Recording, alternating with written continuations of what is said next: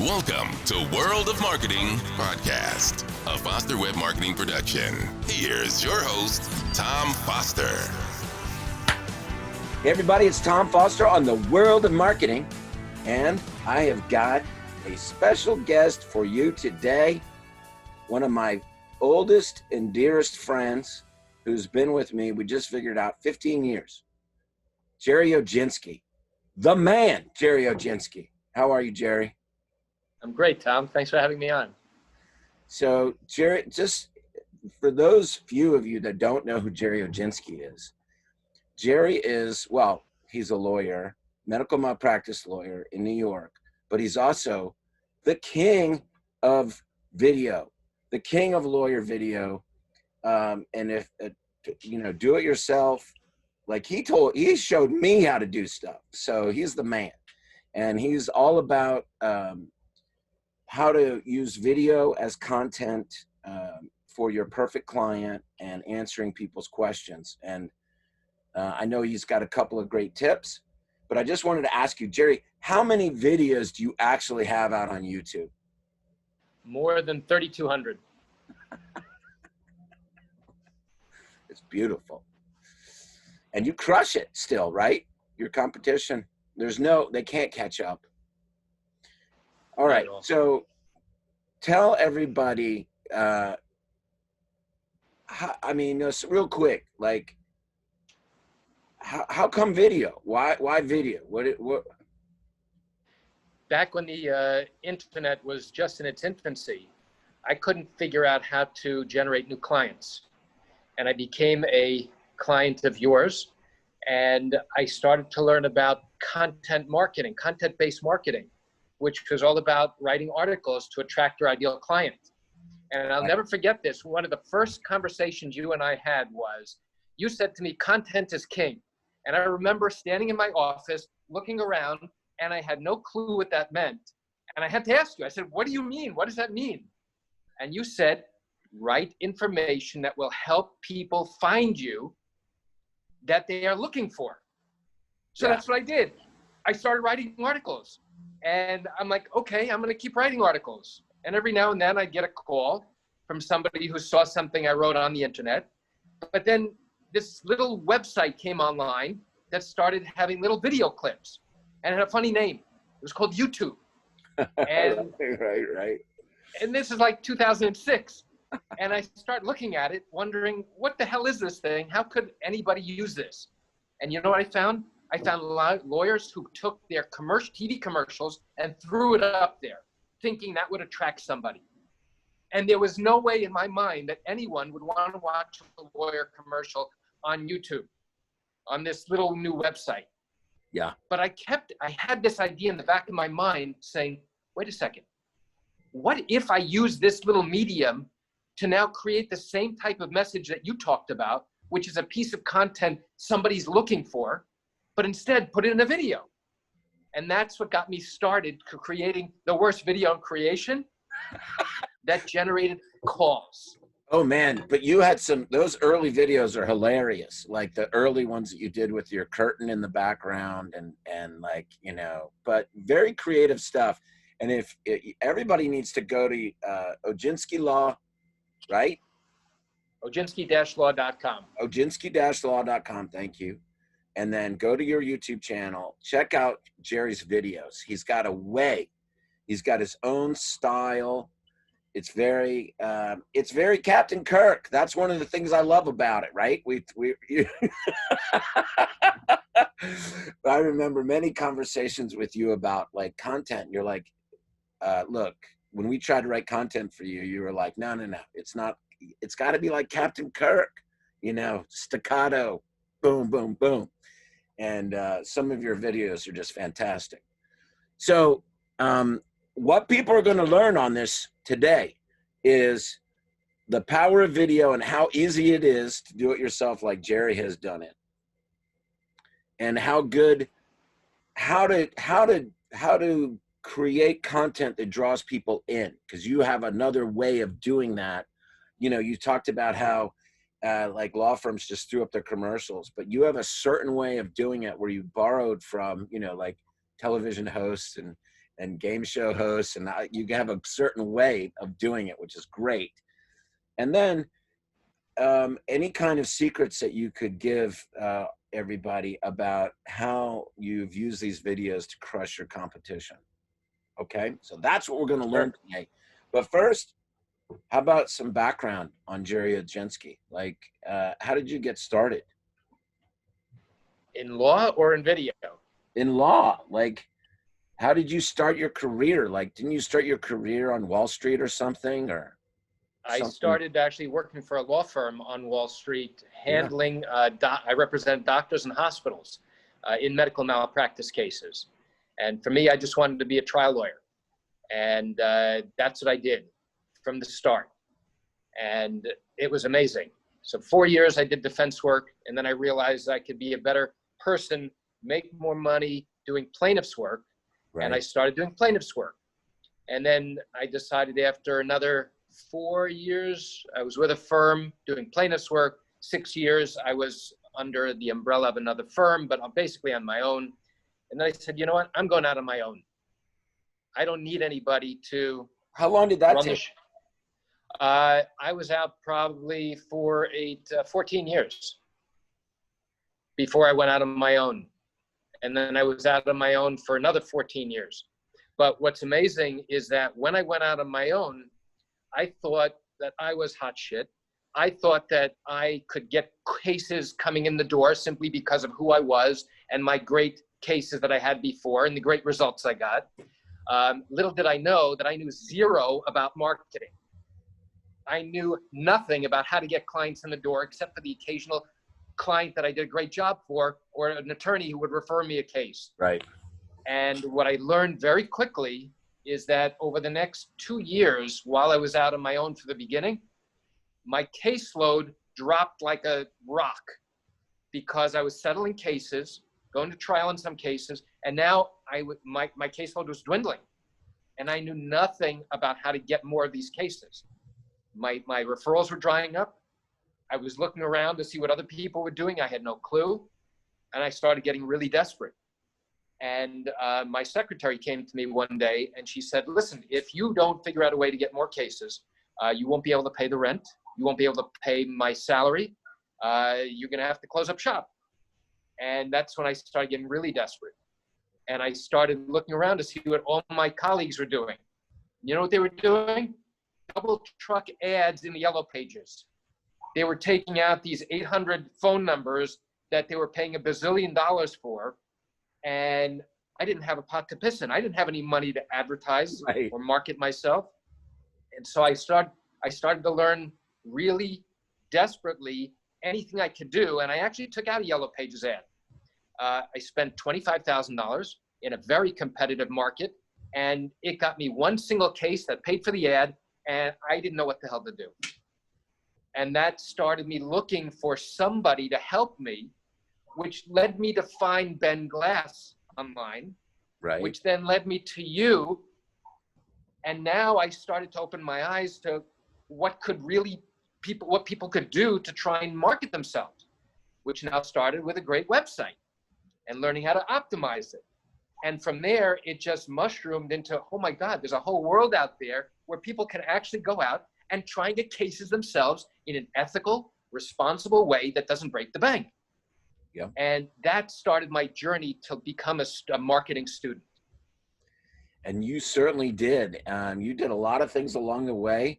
So now, okay, so now, all right, you were on your own. Now you're back with a big firm, right? You're back with a firm, aren't you? I am. Yeah. And so, but you still have your Oginski Law website and all your videos out there. And so, yeah, specifically, those are that draws in traffic that I bring into my firm. And they told me, keep doing it. Keep bringing it in. It's great. So what a kind of circle. Like, so why did you decide to do that? Why did you decide to go back with a firm? Because it was, on a personal level, it was becoming very difficult to manage a solo practice. Yeah, it's tough to manage. And the type of cases I was handled, medical malpractice, was very cash intensive. Yeah. And unless you have a continuous cash flow, it becomes very, very challenging to maintain that constant flow to support a big caseload, and it's impossible as a solo practitioner. There's virtually nobody in New York who is a solo medical malpractice attorney. Right. Just impossible. Well, and med mal guys, my firm like happens you, to be. they're harder and harder to come by. Guys like you. Yeah. Right. Yeah. Because that's why you need the support of a big firm that has the resources, and now you can rely on them. They rely on you, and it works beautifully together. But you have 3,200 videos, 3,200 pieces of content out there that continues to draw. You know, I say this all the time, you know, on my coaching calls. I challenge anybody to go to Google and type in anything relating to New York medical malpractice, not find you, right? Come up for it. We've got a helicopter coming over here. Anyway. That's okay. Yeah. So tell us some tips on, and we're gonna include in the link down below and on here links to your YouTube channel so people can see your style, because it's really cool. And when I tell people they gotta have their own style. And I say, if you want to see a style, you got to see Gerry Oginski the way he does it. You know, it's different, and it creates an impression. So I don't know if he's circling me up here, Gerry. He's checking you out. He's checking me out. Like we're having this secret conversation about how to do YouTube videos. All right. So like, what are some tips for our crew that's listening? Okay. The first thing is, if you're sitting at a desk, I mean, this is the most simple, basic psychological motivating factor. If you're sitting at a desk, you've got to sit up straight at the edge of your chair. Okay. Here I am. Now, if I'm leaning back in this big chair, you know what I look like? I look like I'm lazy. I look like I don't give a damn. That's the psychological perception you give to the viewer. If instead now you're leaning forward and now you're on your arms, you're paying close attention. Holy shit, the person who's watching you thinks that you're looking right at them, you're talking right to them, and you're the only person that they care about, that you care about. And that is such an incredible, subtle, very subtle psychological factor. True. That triggers someone to say, hey, he's talking to me. That's exactly what I got this problem. He knows it. He's in my head. So the moment you do something small like that, all of a sudden it's like, oh, wow, this guy is connecting with me. Okay. This is just a subtle little thing that nobody teaches you how to do. Another thing, pre-COVID, when you walked into somebody or you met somebody for the first time, what's the first thing you do? You stick your hand out, you introduce yourself. Right. Exactly. You say, hi, how are you? Right. Nobody teaches these lawyers how to do that on video. Okay. You're not actually sticking your hand out, but damn it, introduce yourself. Tell people who you are and what you do. Hey, I'm Gerry Oginski. I'm a medical malpractice attorney. Today, I want to share with you 3 things that will help you understand exactly what it is that you need to know in order to bring a medical malpractice case here in New York. Okay? What have I done? In 30 seconds, I told you who I am, what I do, and what you're going to learn in just that snapshot. None of this introductory nonsense bullshit. You just want to immediately go right after and tell them exactly that information. And what are you doing by that? You're capturing their attention. Okay? In NLP, neuro-linguistic programming, they teach you the psychological factors that you need to capture somebody's attention. And I do this all the time when I speak at bar associations, when I give lectures. Do something at the very beginning that is so extraordinary, that is unexpected, where people turn around and say, holy shit, what the hell was that? Right. And that's what I do. So I get up on the stage or in my videos, the very first word out of my mouth might be, objection. I direct you not to answer that question. And they're like, what? What the hell was that?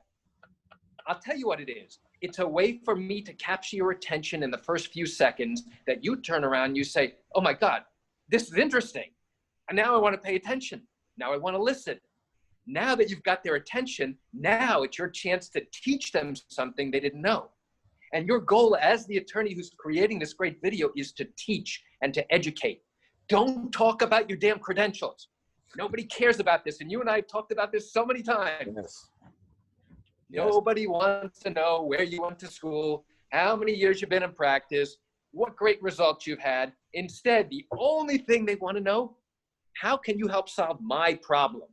And if you can do that, damn, I'm going to listen to you. And then I'm going to watch your next video and your next one. And who do you think is more likely to get that call? You. That's who. Because now you've just taught them something they didn't know. You're not giving away the store. Your colleagues are going to give them the same information if they bother to call them. But hey, they're online looking. Give them the information. Don't make them search and scrounge for it. Show them that you are the man with the answers. And that's a key factor, right? Yes, 100%. And another thing that you just demonstrated that you have a great abundance of is energy. And so like you are so energetic, and that says a lot to people when they see that, instead of you just like droning on about, you know, an area of law. And like you explain it in a very excited way, and, you know, like how you can help people, and just like what you just did right there, you just turned it on and like went, and that's exciting. I mean, like that's what you want to do. That's a big part of it. Go ahead. What else you got? And what other if tips? you can be enthusiastic, Yes. Remember, if you can be enthusiastic and energetic, all of a sudden these people get excited. They get interested, and they're like, oh my God, this is somebody I want to pay attention to. And if you just drone on, just like you said, if you drone on, they don't give a damn. They don't care. You have to be energetic and show that you really have a passion for what you do. And more importantly, it's a passion for trying to help these people. And if you can show that just in the way that you explain the information, all of a sudden they begin to realize, you know what, this is somebody who cares.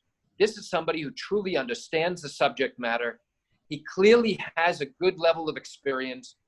Damn, I like what he has to say. So for those people who are stuck, and it's funny because when I was helping attorneys create video, I would teach them how to create content and what to think about. How easy was that? For me, it was very easy. For some of the attorneys, it was very difficult. Right, but I mean, like getting them to do it the right way, I guess is what I meant. Well, it's funny. I would, on pain of disconnect, what I would do is I would tell them, look, you have a job to do. Just like you have a job when you go into court. If you're not prepared, the judge will scream and yell and throw you out. I'm going to do the same thing. If you're not prepared during our meeting or when you're ready to go shoot your video, you're done. You lose your money. You lose everything. I'm not going to continue with you. You have a job to do. Wow. So every single one of my clients never wanted to be in that position. No kidding. And I'm happy to say that they always followed that advice. So here's a tip, and it's really going to be eye-opening, I think, for people who are struggling to try and come up with content that's interesting. So here's what I suggest, and it's a really important exercise. You've got to take out a piece of paper, and this should take you no more than 10 or 15 minutes, this little exercise. Take out a piece of paper and think in your mind, what is the very first step that your ideal client takes when they recognize that they need an attorney, that they have a legal problem? What is that trigger? If you can now identify one or more of those triggers that makes them realize, holy shit, I've got a legal problem. Now, what I can do is I'm going to write that down. What is that trigger? Then I want you to create a timeline of every single step that that person is going to take in order to determine, once they first recognize that they need an attorney, now they have to go ahead and try and search for their ideal attorney. And that search includes trying to find somebody that knows an attorney, looking for somebody who can refer them. But if they can't, if they don't know someone, now it goes to, okay, where do I go to look for information? You go online, you go to Google, you do a search, you go onto YouTube, you do a search. And now from that point, start to think about what it is that they're searching for. What information do they need to know about people who are looking for legal help from your particular specialty? From that point, think about what they need to know when they come into your office or make first contact with your office. And take it. You're going to have hundreds of points along this timeline, from the first phone call to your office, to your secretary, to your website, to that landing page. What are they doing every single step of the way? Now, you've decided to come in, meet with them. Fine. What happens next? What's the next point? Contact point. All right. You send them forms. You send them booklets. You send them newsletters. what do you do next? Go step by step. Great. Now you decide to start the lawsuit. Okay. What's the next step? And the next. All right. Now you started the lawsuit. What's the next step? The defense serves an answer. Great. Now take them through the litigation process. Go through every single step. By the time you're done with this exercise, you will have hundreds of points of interest that you can now talk about at random. You can pick out, okay, I want this one, I want this one, I want this one. But that's not good enough. You want to know why? Because I want you to narrow down all the information you have. And I want you to focus on those parts of your timeline that are highly controversial. You have to identify the most controversial parts of your timeline. It might be your conversation with the adjuster. It might be when your client sees a news article explaining how somebody with a similar injury got a $20 million verdict, and now his case is worth only $500,000. And now you have that conversation about why his case is crap, and now that other guy's case is worth $20 million, okay? You want to establish controversy. Maybe you're in the middle of a trial, and now the defense attorney decides he wants to disrupt your thinking, and what does he do? He jumps up out of his seat and yells, "Objection, judge! This guy can't bring in that evidence," okay? And now you've got controversy. So why is this important? Think about every single stupid reality show you can imagine. Why are these shows so popular? Because they're filled with drama. Every stupid one of these shows, drama, drama, drama. Somebody's got a conflict, somebody's creating a problem, somebody's got an issue. Damn, holy shit, I can't watch this crap, okay? My wife sometimes will like that, but you know what? I can't. But you should utilize that concept. Why? Because people love it. They love when you can demonstrate a clear conflict. And it doesn't matter whether you come out on top of that conflict or on the losing end of it. If you can show how you diffused the defense's request to throw your client's case out, awesome, that's great. What have you done? You've demonstrated to your viewer your knowledge, your experience, your enthusiasm. And what have you done? You've taught them something they didn't know. You've taught them something behind the scenes that they will never learn about. So why not share it with them? Okay? So this is a critical point. And now if you can identify the conflict and the controversy in every one of these things, you are way ahead of the game. And now another tip. This is going to be really, really impactful and really useful. And by the way, you know this, Tom. You can take any one of these ideas and use it for a blog post, use it for an article, use it in an advertisement, use it in your TV marketing. You can now use it in many different ways. And then let me share something else. So let's say you come up with an idea about something at trial, okay? Let's say you want to introduce a photograph that's so crucial to your case that you know you have to get in, right? Now, you tell the story from the viewpoint of you, the attorney, about how you're doing everything you can to get this in, and there's a fight with the defense lawyer, and the judge is making rulings, everything's going against you. Great, that's wonderful. You've got, 5 pieces of content just on that story alone. Now, turn that perspective around. Tell that same exact story from the viewpoint of the defense lawyer. Hey, let's assume you're the defense lawyer. Let me tell you why this guy cannot introduce this photograph. If he does, my client is out the door and they're going to kill him. Okay? And then turn it around again. I want you to tell the story from the viewpoint of the jurors. What do you think is going on in the mind of the jurors as you're trying to get this information in and your opponent is trying to object and prevent you from getting it in? Holy crap, now you're getting another viewpoint, another perspective. Then turn it around. What about the viewpoint of the judge? What does the judge have to do in order to decide?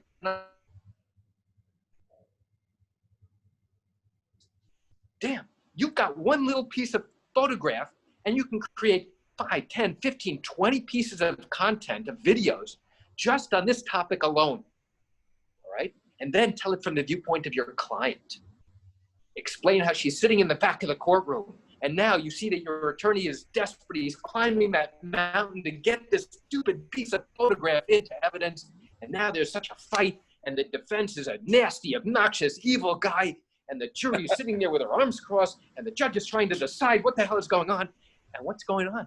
What's going on is that you have now been able to create tons of content from one little topic. And now if you do that with all those controversial pieces that you just laid out in your entire timeline, what have you done? You have now exponentially allowed yourself the ability to create content for years to come. Yes. And that will help you dramatically in marketing your firm, in helping improve your search engine visibility, and not just on the videos, because you're going to take that same content and put it into every other piece of content that you do in your marketing messages that you, Tom, are so good at telling attorneys to do every day. Wow, is that that helpful? was fantastic. That was really cool. I mean, like, I never really thought about it in that way. I mean, like, the way that you drew it out like that, where you think about your client's journey every step of the way, and then you also take that journey from every player's perspective, like your perspective, their perspective, the defense lawyer's perspective. That I love it. Like, that is brilliant. And like, so for people that are like searching for, how do I talk about the same thing over and over, like, right? Well, that's one way to do it. Absolutely. I mean, like, that's fantastic. That is genius. Came to me, my daughter's so funny. She came to me and said, where do you come up with these ideas? And I said, you know what? I used to keep notebooks, and I would call them the $1 million notebooks, because these notebooks I'd be on an airplane, I'd be, have a few minutes, I'd be in court, I'd be everywhere, and I'd just write down an idea. And now that idea would turn into a video. And it got to a point where I didn't need those notebooks anymore, because I would simply turn the perspective around. I may have done 5 videos about the time limits involved in bringing a lawsuit. But now I started to think about the different perspectives of what I could teach my ideal client. Right. And now I began to realize I don't need the notebooks. I just come up with a controversial topic, and now turn it around. I'm having a conversation, let's say, with an adjuster, with a claims examiner, right? And now I'm trying to put my best foot forward to get my client the most money possible. But what about from the claims examiner's viewpoint? What do they need to know to convince them that what I'm saying is right? And what about their supervisor? Or what about, the mediator who's now looking at this to decide who to help, or an arbitrator? All of a sudden, you've got this great information, and you're just looking at it from a different perspective. And you know what? Your ideal client who's searching for information about how these cases work, right, they want this information. They don't want they don't want to know everything you know. They just want to know you have enough information, right, to recognize that you are trustworthy, you are credible, you are the right one to connect with them, and they are the right one for you. That's right. That's what they want. And once you get these comments on your videos, you'll get these calls from people across the country, even though you can't help them. Hey, Mr. Oginski, I just saw your video about this topic. The same exact thing happened to me, but I'm in California. I'm in Florida. I'm in Connecticut. Can you help me? Next thing you know, you're making calls, referring them out. Right. And holy cow, you've now built up a referral network just by sending people out to others. And that's a side benefit, incidental side benefit. So another thing that you do, I mean, like, that's fantastic. That's pretty much creating a content calendar with video topics. But one thing that you do that is really great, and you touched on it because, it's about kind of like the way that humans are programmed, the reality show, the drama. But when you introduce your videos, you always you're like, the judge said, the judge said, you're out of here, and you start it, and you give a little teaser at the very beginning, and then you're like, hey, it's Gerry Oginski, and it's me again, Gerry Oginski, New York medical malpractice, come on in. And I love how you do that, come on in, and then there's like a little screen swipe or whatever, and then you get into the topic, and you have the style. And so I encourage everybody to not obviously do what you do, because you are you, and everybody needs to be authentic to them. But one thing that everybody needs to pick up on is that enthusiasm. You said it, that enthusiasm for the topic, getting people's attention. Don't just, don't just blah, blah, blah, blah, blah. Hit them, punch them in the mouth, you know, like get their attention, right? I mean, like that's what you're doing. And it locks them in. And they're either going to love you or hate you. And that's fine, right? Because you don't want to work with them if they don't like you. You probably won't like them. Right? You know, you said something before. Exactly. You said something before that each attorney has to develop their own style. And when I first started doing video, I was all stiff and formal and dressed in a suit and tie. And you know this because my first video was so horrible. I was so afraid that people would see where I was shooting my video. It was in my home office. So I put up a gray, you know, projector screen behind me so people wouldn't see where I was. And over time, I evolved to realize, you know what? I'm not comfortable shooting video in a suit and tie.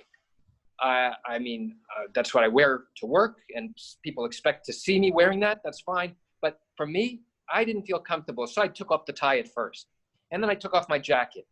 And then I said, screw that. I'm going to wear a comfortable shirt, you know, collared polo shirt. And then I said, screw that. I'm going to wear a T-shirt. Yeah. And now you shoot videos anywhere. Anytime, like you get a thought in your brain and you pull over on the side of the road and you'll like just do a selfie video, like, and explain something. I've seen you do it like in a bike ride. You'll stop during a bike ride and like talk about something. I was just thinking about this. I mean, that is so fantastic. I mean, it's you do the best videos, Gerry Oginski. Thank you, Tom. Thank you. But you know what? More importantly, thank you. I really appreciate that. But importantly, it helps you stand out from the crowd. Yes. Yep. Because as more and more attorneys continue to do this, even bad videos, they're always doing it. Typically, you know, I'd make fun of them. They'd be sitting in front of their legal bookcase. And because some video guy would stand there and say, okay, you've got to look lawyerly. You have to do it in front of a legal bookcase. And I would never do it in front because I wanted to be different. Right. So I do it in front of in my bedroom, in front of my purple, you know, red velvet curtain. That's your curtain. I do it in my basement, in my driveway. Right. I would literally do it in the park, anywhere. And so I've evolved so much now to the point where all my videos, or at least almost all, are done walking around the neighborhood. Yeah.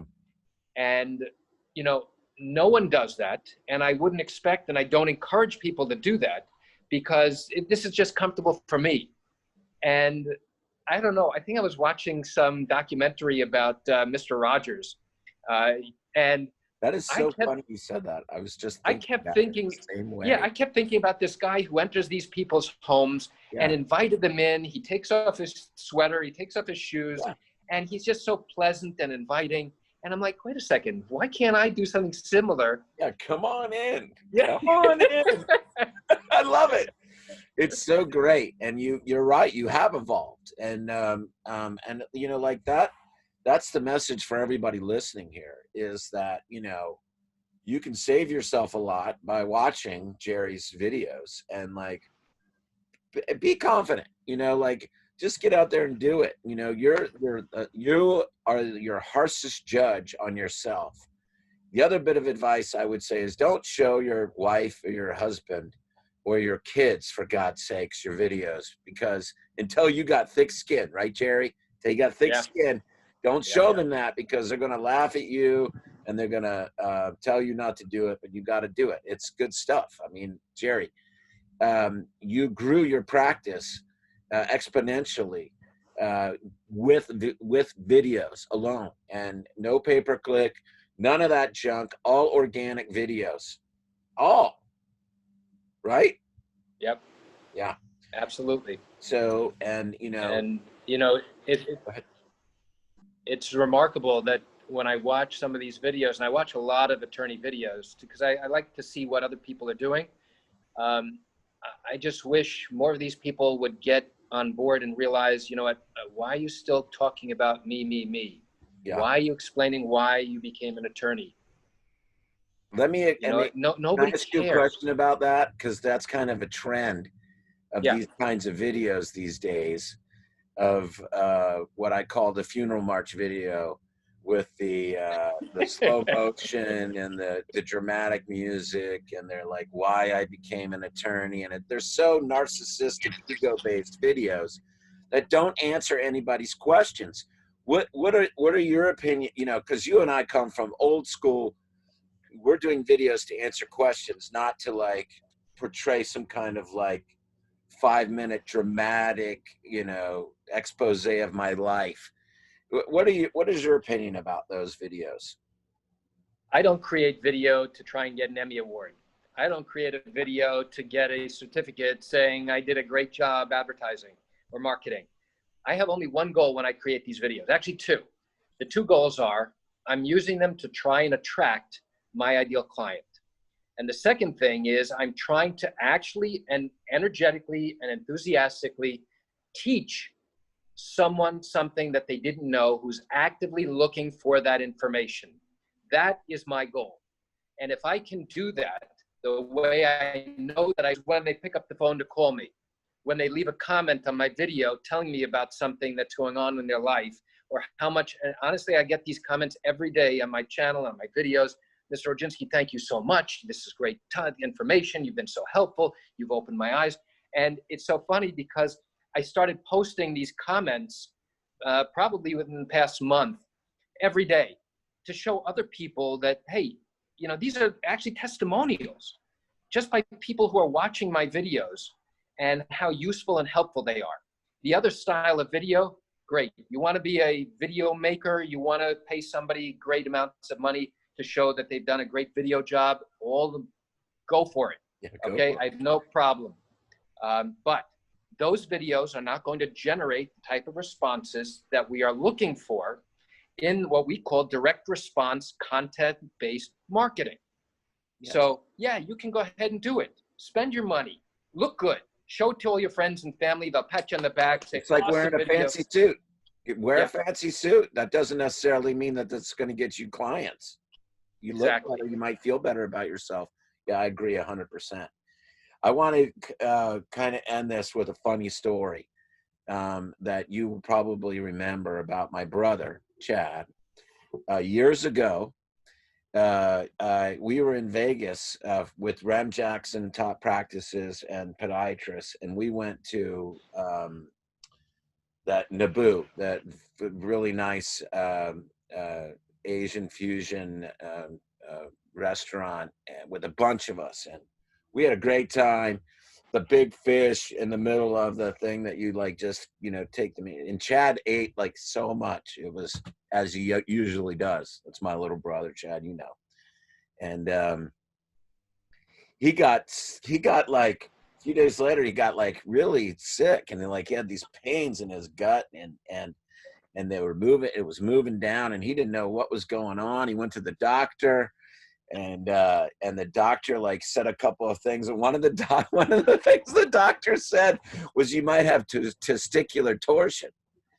And what's funny about that is that you have a video about testicular torsion, and you got to look it up. I'm not even going to tell you what it is, everybody. You got to go look it up. But what was funny is that Chad searched for it and found your video, which was hilarious. Thank God he did not have that problem. It was like a fish bone that got stuck in there, and he ended up getting it out. But that was just a funny kind of connection. Like as he couldn't believe that he found you. And there you go, man. Like that's the thing, is like answering questions. That's a perfect example of somebody that's like, I think this has happened to me, and he went to Google and asked for information, and your video came up. Fantastic. And the last thing, the more videos you create, YouTube and Google recognize that now your videos are related, and especially if they're on similar topics, they're going to show one video after the next. You actually push out your competitors, and now your viewers focus on a whole long list on that page of your videos, which is remarkable. Yep. Very good. Well, Gerry, thank you so much for taking your Friday afternoon. It's late on Friday. Sun's going down.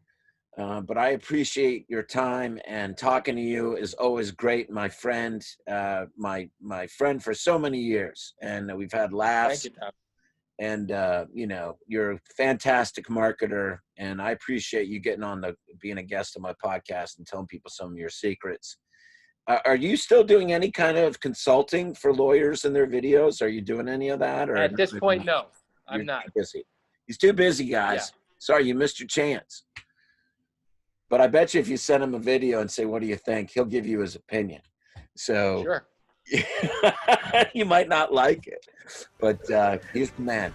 Gerry, thank you so much, brother. Thank you, Tom. Appreciate it. All right, hang on. I'm gonna pause this. All right, goodbye, everybody. Tom Foster, Gerry Oginski on the World of Marketing. We'll see you soon. Stay safe.